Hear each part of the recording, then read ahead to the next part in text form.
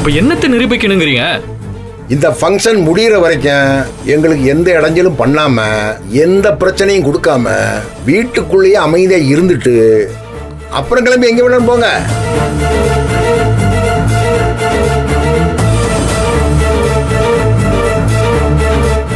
அண்ணே, நாங்க எப்பயுமே உங்களுக்கு கெட்டது செய்யணும்னு நினைக்கல. நீங்க செஞ்ச கெட்டதுக்கெல்லாம் உங்களுக்கு தண்டனை வராம இருக்கணுங்கிறதுக்காக உங்களோட சேர்ந்து நாங்களும் எல்லா கோல்மால் வேலையும் பண்ணணும்னு நினைக்கிறீங்க. எங்க அண்ணன் நல்லவரு, அவர் தப்பே செய்யலன்னு சொன்னா அது சரி.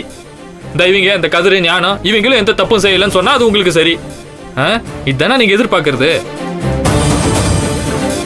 டேய், கூட பிறந்த பிறப்புக்கு அப்படித்தான் செய்வாங்க.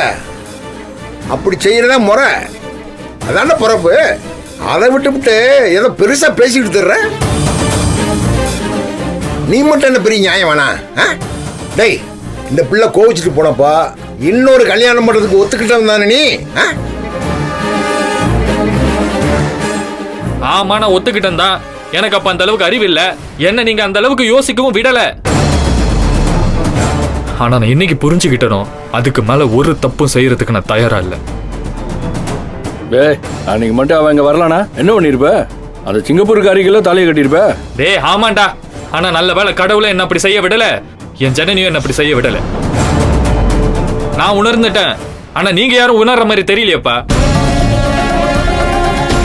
அண்ணன் தம்பிங்கிற பாசம்லாம் எனக்குள்ளயும் இருந்துச்சியா, ஆனா அதை மறக்கடிக்கிற அளவுக்கு நீங்க நிறைய பண்ணிட்டீங்க.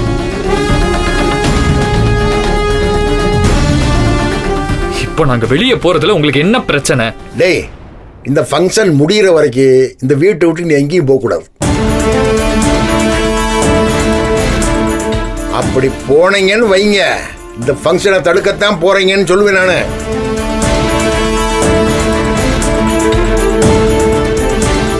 எப்பா பெரியவனே, என்ன பேச்சுது? ஆமா, அப்படித்தான் சொல்லுவேன் நானு.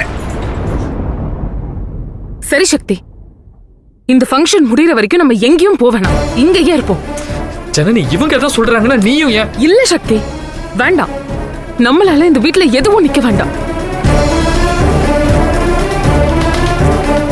நந்தினி அக்கா, எங்களால இங்க எதுவும் நின்னு போகாது. நீங்க எல்லாத்தையும் நல்லபடியா நடத்தி முடிங்க. அது வரைக்கும் நாங்க இந்த வீட்டுக்குள்ளேயே இருக்கோம். போதும்ல?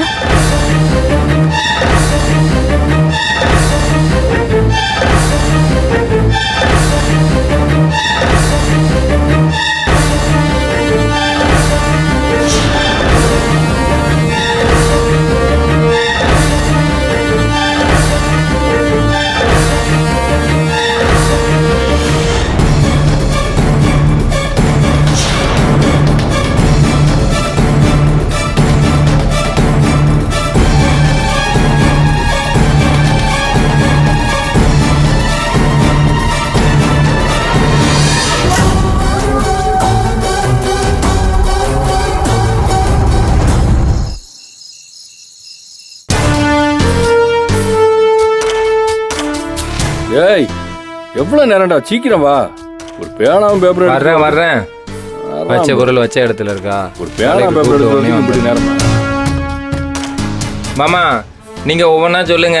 என் தலையெழுத்து தான் மொக்கையாகி போச்சு, ஆனா கையெழுத்து முத்து முத்தா அச்சில வார்த்தை மாதிரி இருக்கும். நான் எழுதி கொடுக்குறேன். என் கைராசிக்கு உங்க கடத்திறப்பு விழாவுக்கு மதுரையே குலுங்க போகுது. கெஸ்டா வந்து கொட்டுவாங்க. ஆமா, அப்படியே கொட்டிட்டாலும் இருக்கு போயிடு. சும்மா வளன்னு பேசாம நான் சொல்ற பேரையும் அட்ரஸும் எழுதுற. எழுது. காலம் ரொம்ப அட்வான்ஸ் ஆகி போச்சு மாமா. இப்பெல்லாம் ஏஐல ப்ராம்ப்டை சொல்லிவிட்டு சில டிசைனை சொன்னா போதும், அதுவே பத்திரிக்கை அடிச்சு கையில கொடுத்துரும். அதை சோசியல் மீடியால எடுத்து போட்டா ஆளுக்கு பார்த்துட்டு வந்துட போறாங்க. டேய், அதெல்லாம் மரியாதையா இருக்காதுடா. ஏய் கதிரே, நீ சொல்லுப்பா, அவன் எழுதிக்கிறட்டும். நீங்க இன்னும் பழசாவே இருங்க. இன்னுமா அந்த சோசியல் மீடியா புரட்சியெல்லாம் உங்களுக்கு தெரியல? ஏதோ நான் இந்த ஜென்சியோட பழகுறதுனால எனக்கு இதெல்லாம் தெரியுது. அதை எதுக்கு உங்கள்கிட்ட அளந்து விட்டுக்கிட்டு